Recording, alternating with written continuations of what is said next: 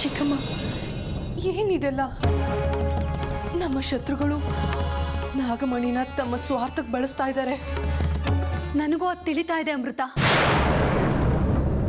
ಆದ್ರೆ ನಾನು ಅಸಹಾಯಕಳು. ಮತ್ತೆ ಅದನ್ನ ಹೇಗೆ ತಪ್ಪಿಸೋದು ಚಿಕ್ಕಮ್ಮ? ಅದು ನನ್ನಿಂದ ಆಗುತ್ತಾ? ಇಲ್ಲ, ಈ ಸದ್ಯಕ್ಕೆ ನನ್ನಿಂದ ನಿನ್ನಿಂದ ಆಗೋ ಕೆಲಸ ಅಲ್ಲ ಅದು. ನಮ್ಮ ಕಣ್ಣಿಗೆ ನಾಗಮಣಿ ಕಾಣಿಸ್ತಾ ಇಲ್ಲ. ಅದು ನಮ್ಮ ಕಣ್ಣಿಗೆ ಕಾಣೋ ತನಕ ಅದನ್ನ ನಾವು ರಕ್ಷಣೆ ಮಾಡೋಕ್ಕೂ ಆಗಲ್ಲ, ಪಡ್ಕೊಳ್ಳೋಕ್ಕೂ ಆಗಲ್ಲ. ಹಾಗಾದ್ರೆ ನಾಗಮಣಿನ ಆ ದುಷ್ಟರ ಕೈಯಿಂದ ತಪ್ಪಿಸೋದಿಕ್ಕೆ ಸಾಧ್ಯ ಇಲ್ವಾ? ಇಲ್ಲ ಅಮೃತ, ನಮ್ಗೆ ಅಮೂಲ್ಯ ರತ್ನವಾದ ನಾಗಮಣಿ ದುರಾಸೆ ತುಂಬಿರೋ ದುಷ್ಟ ಮನುಷ್ಯರ ಕೈಗೆ ಸಿಕ್ಕಿದೆ.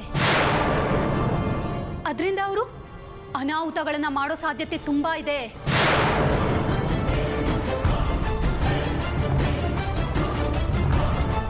ಅನಾಹುತ ಮಾಡ್ತಾರ?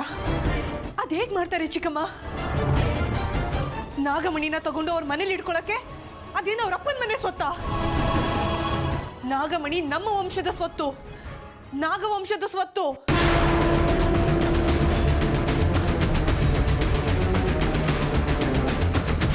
ಸತ್ತು ನರ್ಕ ಸೇರೋ ಆಸೆ ತುಂಬಾ ಇದೆ ಚಿಕ್ಕಮ್ಮ ಅವರಿಗೆ.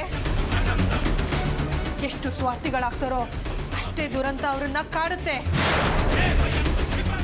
ನಾಗಮಣಿ ಇವತ್ತು ನನ್ನಿಂದ ದೂರ ಆಗಿರ್ಬೋದು.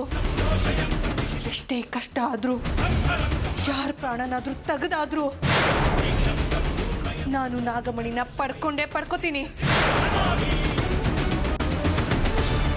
ನಾನು ನಾಗಮಣಿಗೋಸ್ಕರ ಯಾರನ್ನ ಕೊಲ್ಲೋಕ್ಕೂ ಯೋಚನೆ ಮಾಡಲ್ಲ ಚಿಕ್ಕಮ್ಮ.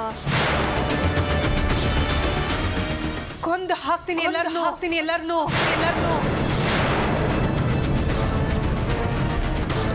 ಸರ್ವನಾಶ ಮಾಡ್ತೀನಿ.